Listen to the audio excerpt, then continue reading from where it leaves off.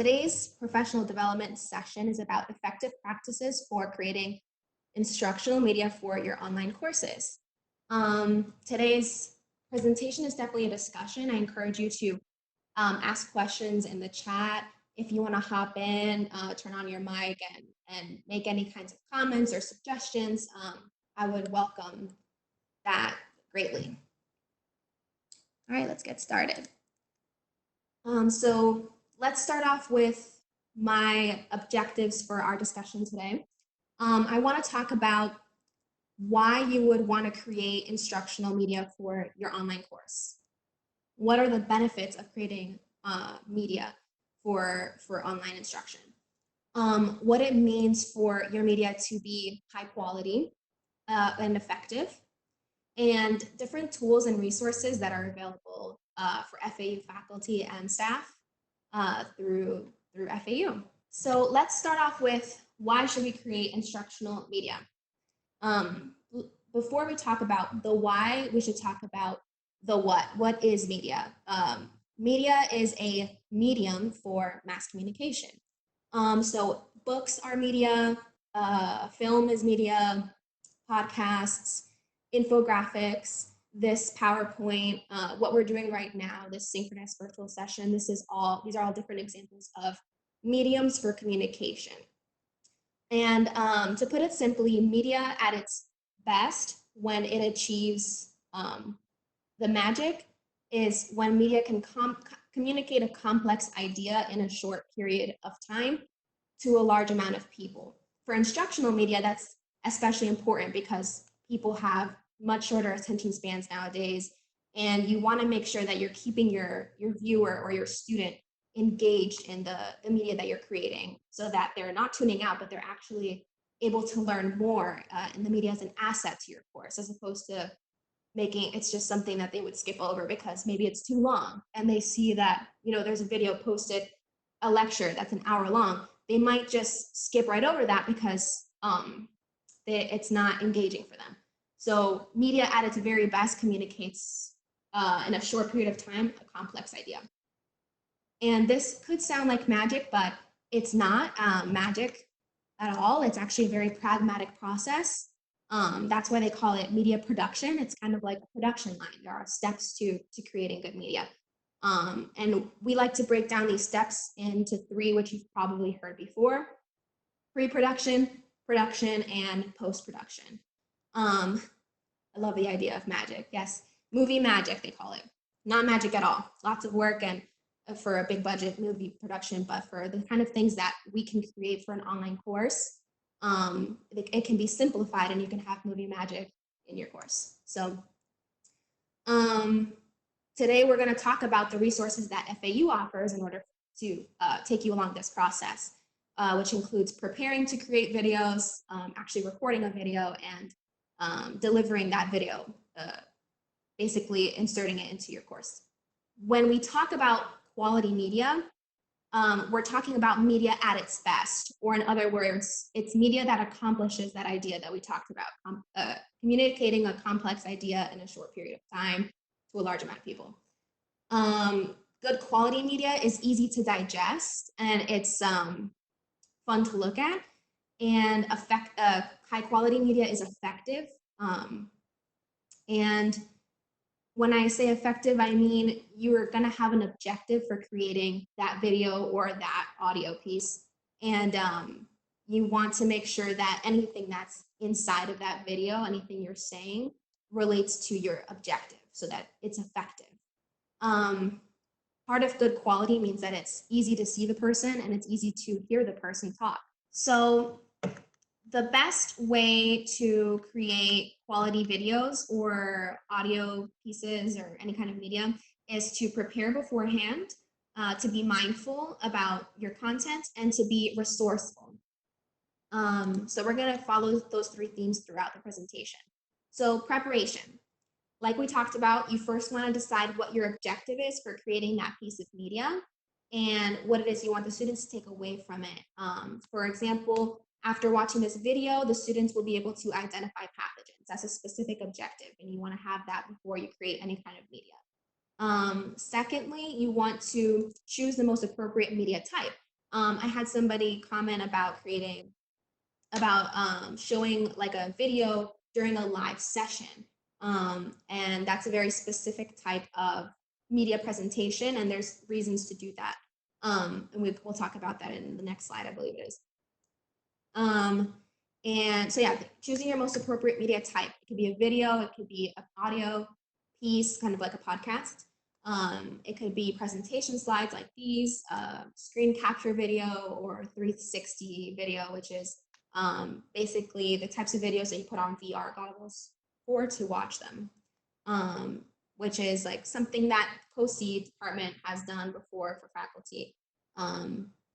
And also for preparation, writing a script is always something we would advise that you do, or at least preparing beforehand, recording yourself on webcam or on a cell phone. So let's get into the different types of media. You would choose perhaps an on-camera video for the purpose of establishing teacher presence. If you have an online course, sometimes the students don't feel that there's actually a teacher on the other end of that course. So to have your face on video really helps them to connect with you. So that's a benefit of choosing to do an online on-camera video. We always suggest that for personal introduction videos because it has it's personable. However, that's not the only option that you have for that. Presentation slides would be beneficial if you're going to do a long lecture and there's a lot of information to cover and you want visuals and bullet points to help the student follow along with you. A 360 video, if you're going to go into exploring that route, if you have a student that you need them to experience a world that they're not normally a part of, for instance, a chemistry lab, people don't have chemistry labs in their house. So if they're not able to access a lab on campus, if you can bring them into that reality through a 360 environment, where they're immersed in that environment, then that could help the student learn. A screen capture video, you would want to do that if you are doing a tutorial on how to use an online tool or how to navigate a website. That's when you want the student to see your screen. If you needed to share a YouTube video through a WebEx synchronous session, you can share your screen, and we can do an example of that at the end of this PD. You can share your screen so that the person on the other end is able to see what you see, and that's of course beneficial. It's adding an element of engagement. If you want to do an audio recording, there's benefits to that as well. It's much easier to produce, the smaller, and process more quickly. They're faster to export if you were going to be editing it. And it's good for students to multitask. Let's say that they're commuting to school and they have a 30-minute to an hour commute. They can listen to the audio recordings from your class. And that's great for online students who are generally taking online courses because they're busy and they have to work, and it's good for them to multitask. Storyboarding is beneficial for if you have a great idea for a video and you want it to have lots of different elements. Let's say that it's a lecture on classifying plants, and you don't want to just have the students see your face when you're talking about classifying plants. You want them to see the actual plants that you're talking about.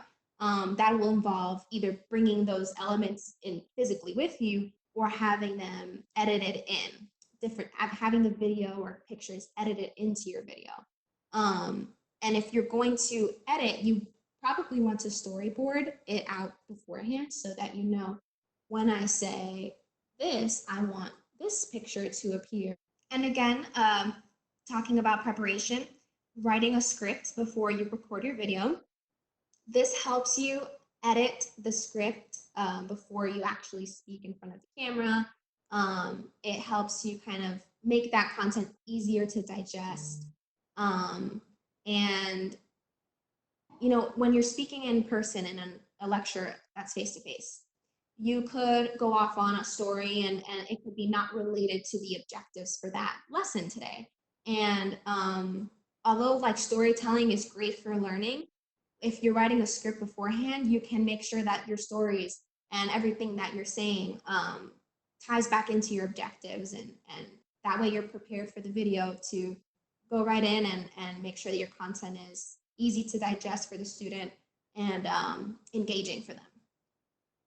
I would also recommend practicing reading your script out loud on camera.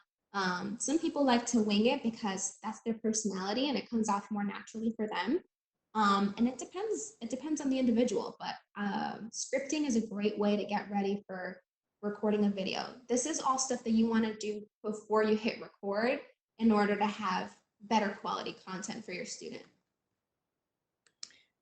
It would seem that that at the very least, making like an outline or a concept map of the things that you want to be sure to cover if you didn't want to actually do a complete script. Next, I want to keep on this track of being mindful. You don't want to load up your students with a lot of information in your video. We talked about that. You want to be mindful of the space in which you're recording in. Today, I have set up the webcam next to a window so I could get some light on my face. I picked an area that had a blank background so that you wouldn't be distracted with my laundry or my mess in the corner.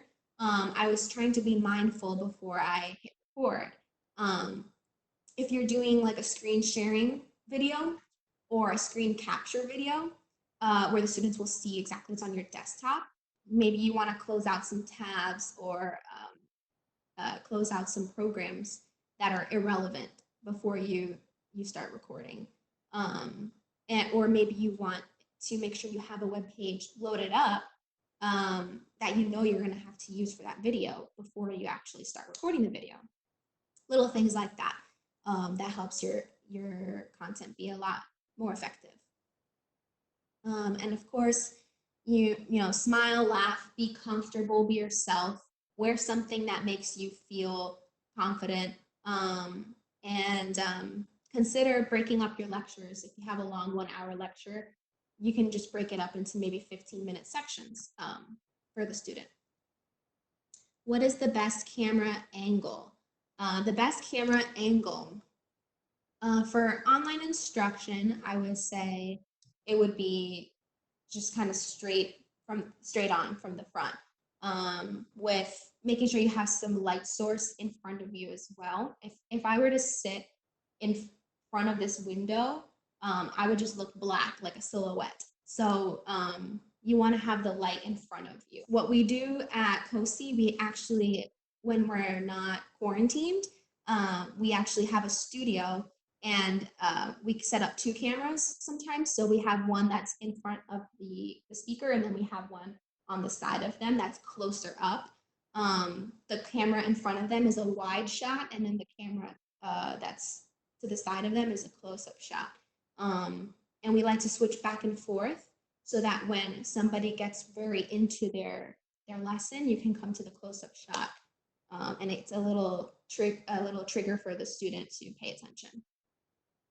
Where do we look? Camera, hard not to look at people. Unnatural, but better to look at our camera. Definitely look at the camera. Something to keep in mind and be mindful about is that your students are on the other end of that lens.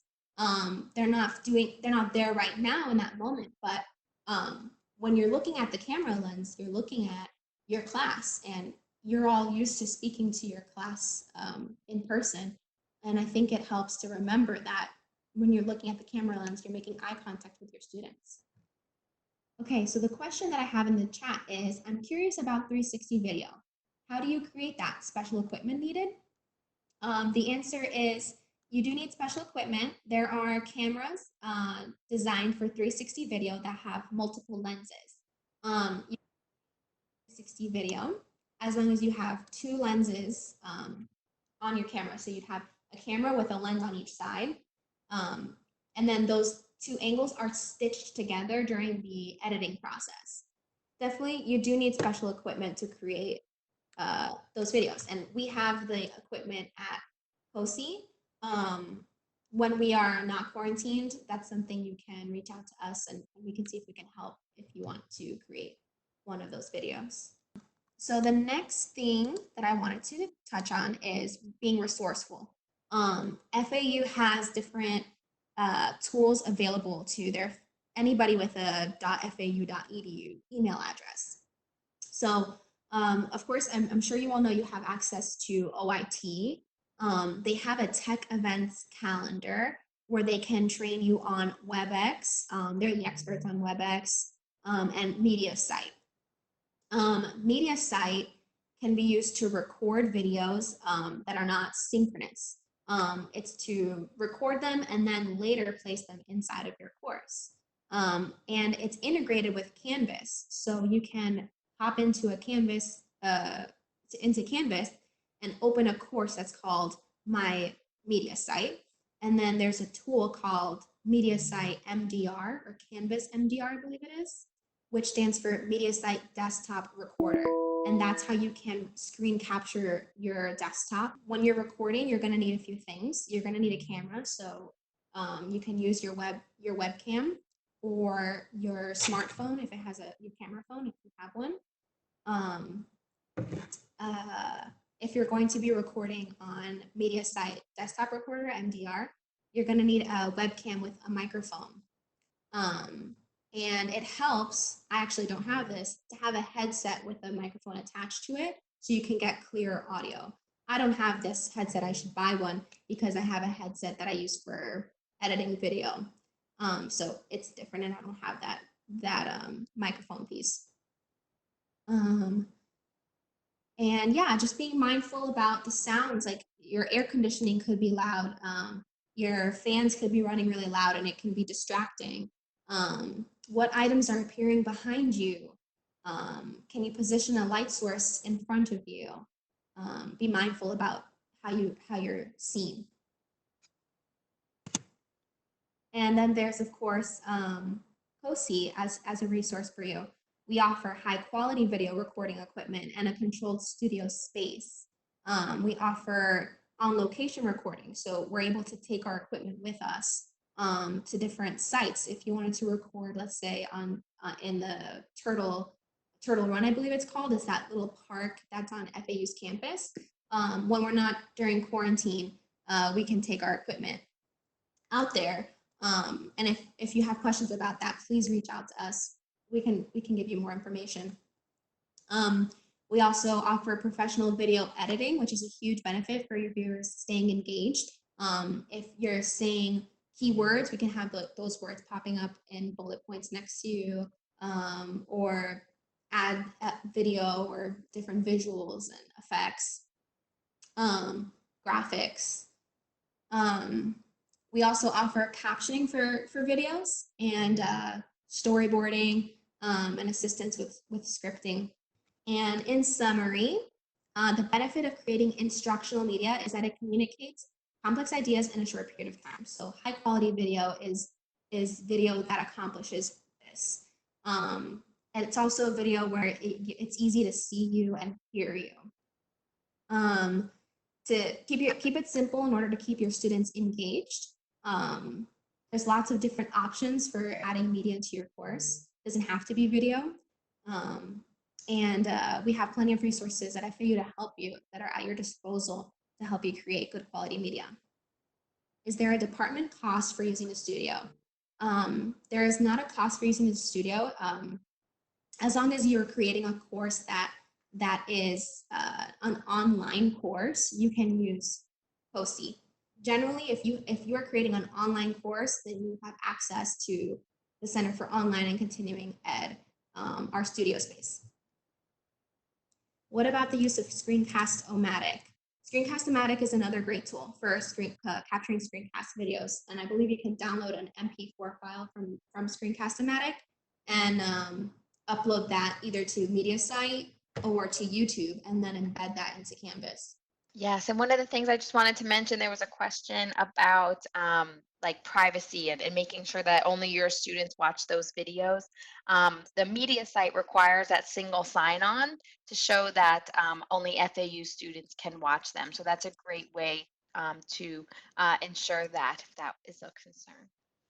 Absolutely. Media site. And if you were to put a video on YouTube, you can make the video unlisted on YouTube. When you're publishing it, it gives you the option. Do you want this to be public or unlisted? If you select unlisted, then only people with the link can see the video. But I would definitely advise using media site as a host. It's the best option. Hi, this is Ravi here. I'm at the College of Business. Hello there. Hi.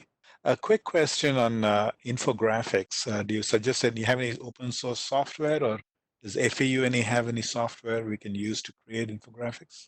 I can add some comments in on that. And there are a number of softwares that are available to use. What we will do is when we send out the information about this session is also send out the link. The library has a LibGuide for infographics that gives you resources on how to use them, how to what companies to use, some examples of them. So we will send you that that LibGuide for using using infographics. In fact, you can also get it just going into the library site to look for their LibGuides. It's excellent, very well done. Great. Yeah. Thank you so much. Sure. Yeah. And Abigail shared that PictoChart is a good resource, and Jade shared that Adobe Spark is a good free software for graphics. I really enjoy doing the videos over there with you guys. I think it's important to, what I always like to think about is, first of all, not wearing green if you're on a green screen, which we would not be if we're filming from home. But also, I think having good posture is a really good part of it, and wearing some like nice bright color. Don't wear white, don't wear black, or if you do, wear something, have a scarf or something, just something of a different color, because I think that it's just it will generally look better. And again, what you were mentioning about the light is really, really important as well. Definitely important for sure. And, you know, the posture. And even I mentioned this to my students when we're speaking, and everybody's doing it naturally here, when we're speaking, to make sure we're pausing maybe even more. I know I'm getting out of wardrobe and into speaking, but pausing even more than we would normally do in regular conversation is definitely really important for the videos as well. I don't know if I really answered your question there, Judy, or not. Oh, you did fine. And I'm also going to kind of jump over to Susan Dennett, because if she can tell us something about when we're doing an on location video with you, because those were fun too, right?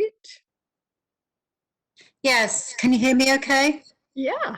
Oh, good. Yes, I love going out on location actually with you. And talking about wardrobe, I remember having like 10 different jackets over a black dress because I was recording about 10 different videos. Do you remember that, Judy? I do, yes. And it was very nice, you know, and we looked for like the perfect location, and we moved around, and the person I was with really had a good eye for the background, some things that I wouldn't even think of, you know, just make sure there's if it's a tree, it's how it looks in the background is important, you know. So I always really try and pay attention to that, even as I'm at home. And I was thinking, oh, the background at home is really boring. It's just a plain wall. But really, I guess that's what you really want. You don't want anything distracting. Thank you all so much for joining us. Thank you and thank you, Tanya, for getting us thinking about this really fun part of what we do. But thank you everyone for joining and for being so willing to take part in what we're doing. That's important. Thank you so much, and have a wonderful summer.